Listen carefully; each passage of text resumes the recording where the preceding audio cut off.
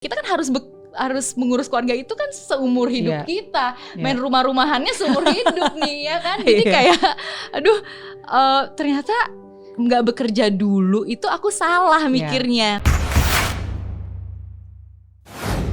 Apa pilihan tersulit yang pernah kamu ambil dalam hidup? Mungkin ya itu ya, ketika mau menikah ya, itu pilihan sulit. Karena kayak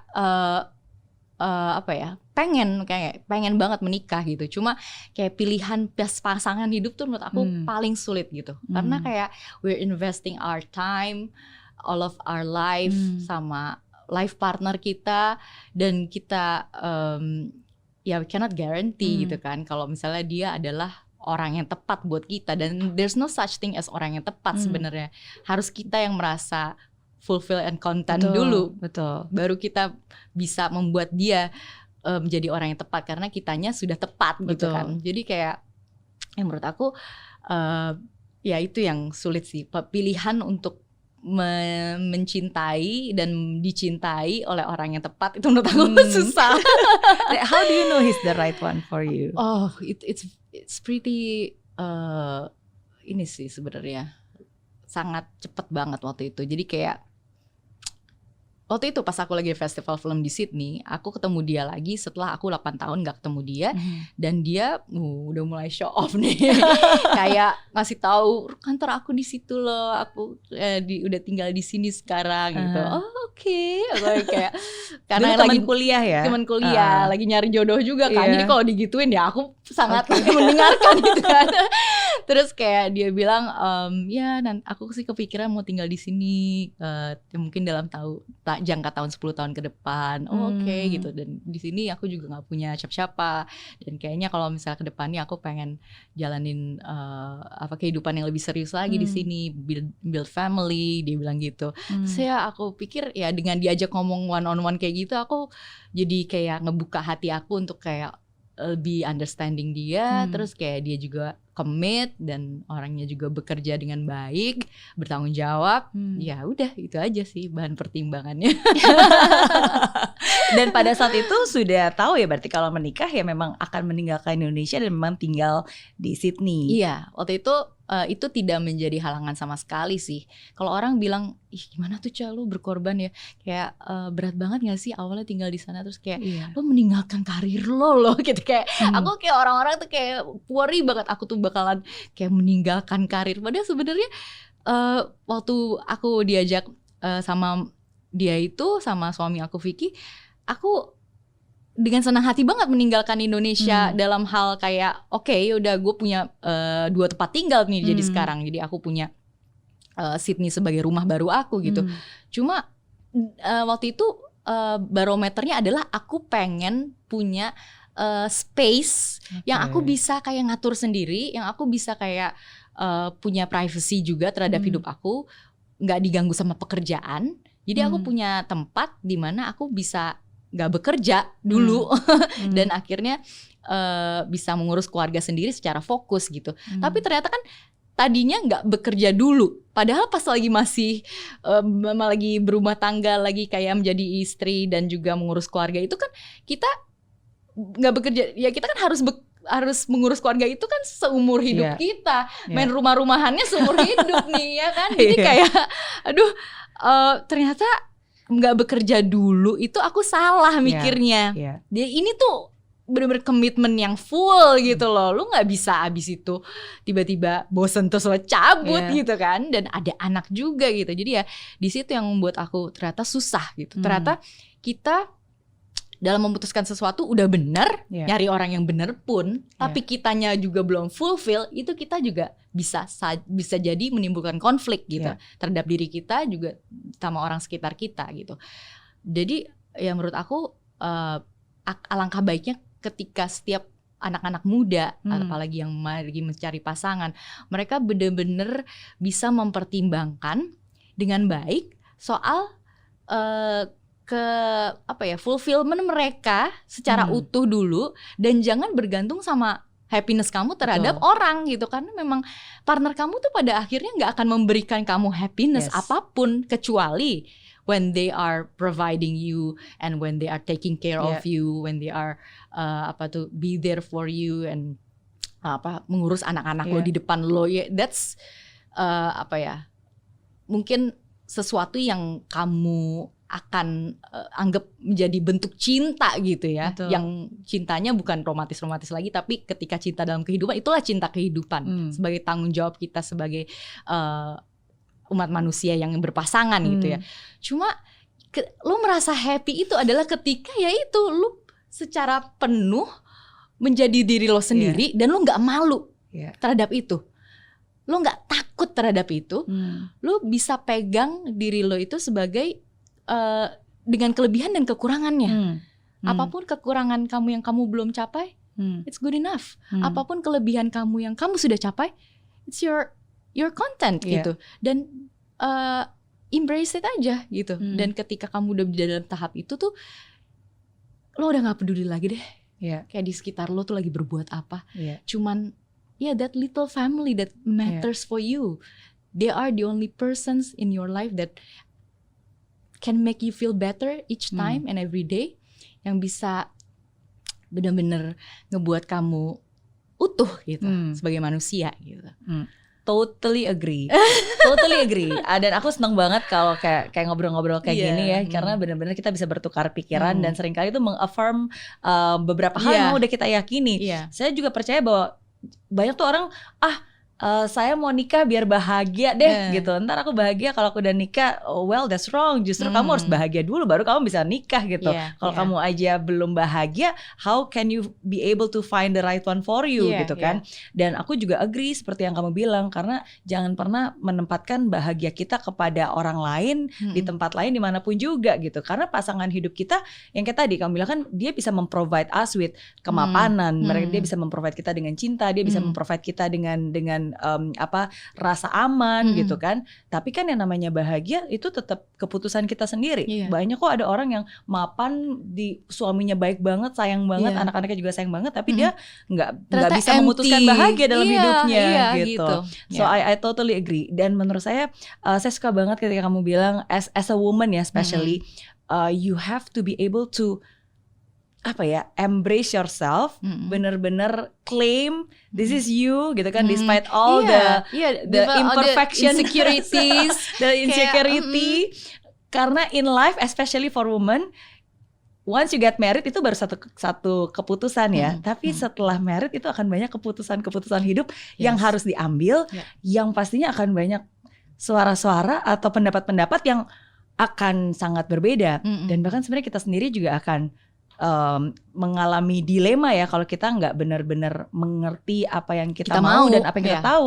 Okay, one of a very good example yang kamu juga sharing adalah ya ketika kamu as a mother tapi juga masih sangat produktif, harus meninggalkan Sydney selama beberapa bulan di Indonesia, jauh dari keluarga. I read your post in Instagram, tulisan di artikel bahkan, yang waktu itu dipublish. Makasih. Jadi malu. Dan kamu bilang ada momen-momen di mana anak itu nanya ke kamu, ya kan, Mom, why you're not here? Why you never home?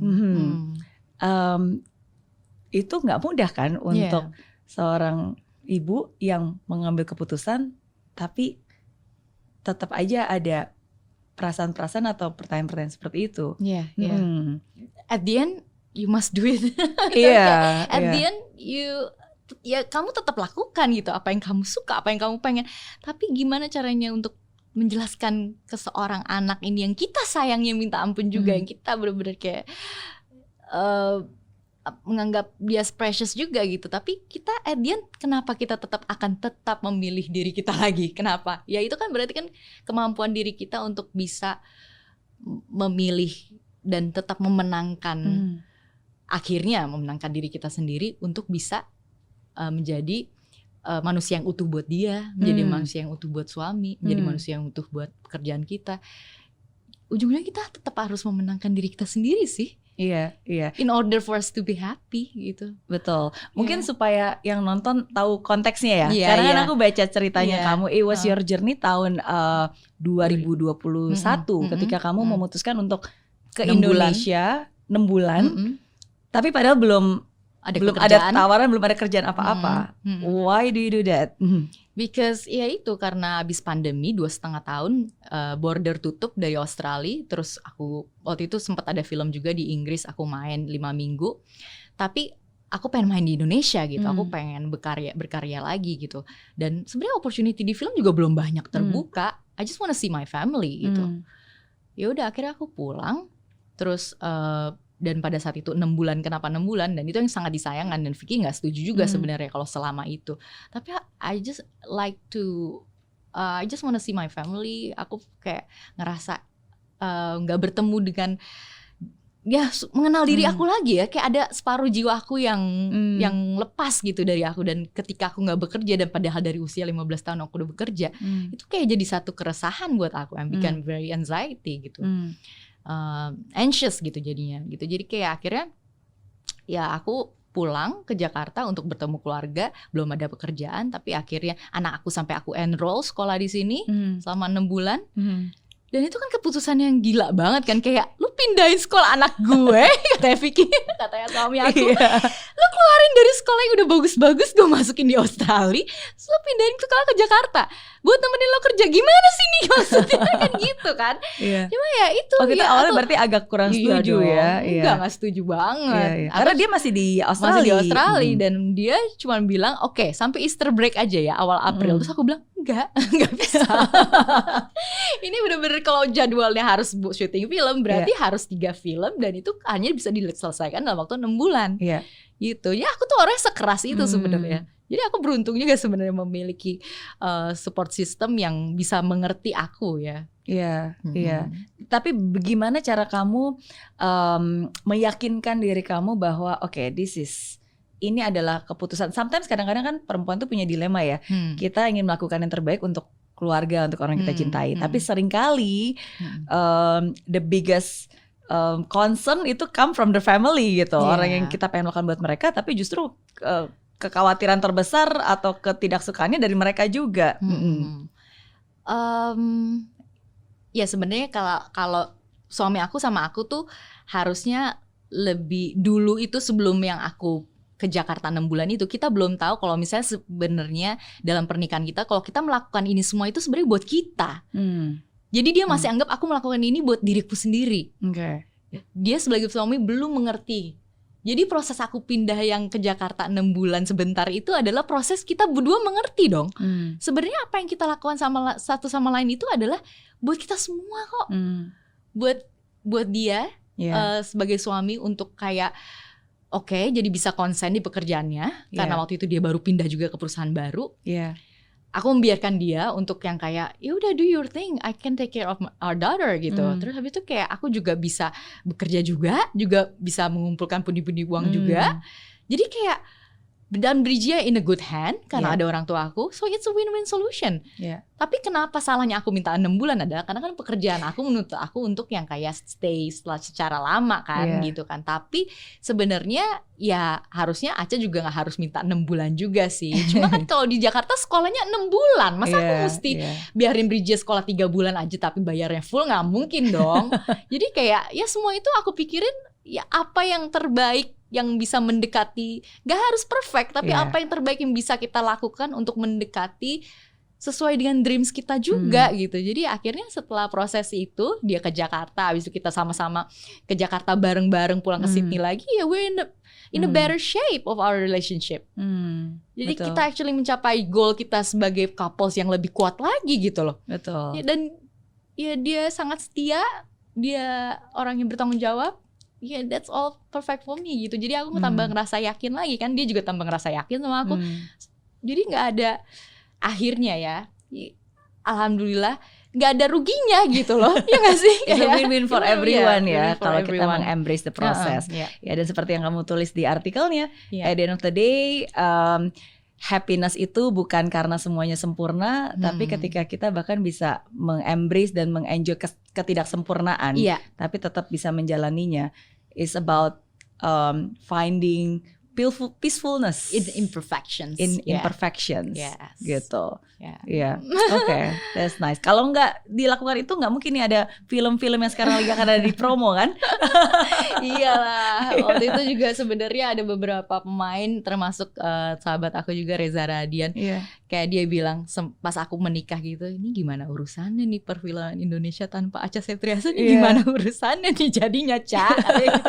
Hah, gimana maksudnya? Ya lo pindah lo, gimana lo tetap kesini kan untuk bermain? Ya akhirnya aku nggak bisa dipisahkan, emang diusahakan. It's always about making time. Making time. Oke, pertanyaan terakhir, pelajaran paling penting yang hidup berikan ke kamu sampai hari ini? Mungkin berat banget sih sebenarnya. Untuk don't always think about yourself. Kayak pelajaran yang terpenting akhirnya itu. Karena kenapa? Ya di dunia ini banyak lagi yang penting banget. Gak harus lo, gak harus, orang tuh tidak hanya terporos atau terpusat di hidup lo doang. Orang banyak urusan lain, dan kalau misalnya lo membuat satu hal yang memalukan, gak akan orang juga ngomongin lo seumur hidup gitu loh. Jadi kayak apapun yang kamu lakukan di hidup kamu, jangan selalu GR atau berpikiran bahwa orang akan mikirin kamu juga gitu. Jadi kayak just humbling yourself lah. You're not like the center of the world. Kayak pada akhirnya we're just human. It all shall pass. Kita cuma bisa berusaha dan kita sama. So saling mengerti aja dan bergandengan tangan satu sama lain supaya bisa support each other and make a better world. Oke, be compassionate terhadap orang di sekitar kita, karena kita juga nggak tahu mereka sedang melalui apa gitu kan. And sometimes again, you're right, it's not just about you, it's not about us. Oke. Tapi satu hal sih yang saya notice dari sejak pertama kali ngobrol sama kamu dan mendengarkan begitu banyak ups and down, tantangan dan hal-hal yang tidak mudah sebenarnya untuk bisa dilalui, keputusan-keputusan yang sulit. Tapi satu hal yang menurut saya ini menjadi doa yang disisipkan di nama kamu, asa, harapan. Karena itu yang paling penting kan. Apapun keputusannya, apapun keadaannya, apapun situasinya, there's kamu always tetap little hope. Punya asa dan harapan itu. Dan itu kan nama aslinya kamu sebenarnya. Jelita Septriasa. Aku juga kaget sih sebenarnya Miss Mary mention Asa, karena Asa itu panggilan aku kecil banget. Aku dipanggil De Asa. Asa itu harapan. Ya mungkin itu yang jadi doa ya. Nama itu harus doa. Nama itu pasti mencerminkan diri kita. Ya dimanapun aku ditempatkan, aku selalu punya harapan. Dan selama kita masih punya harapan, kita masih bisa melakukan sesuatu untuk membalikan keadaan kan. So you will be fine. I think so.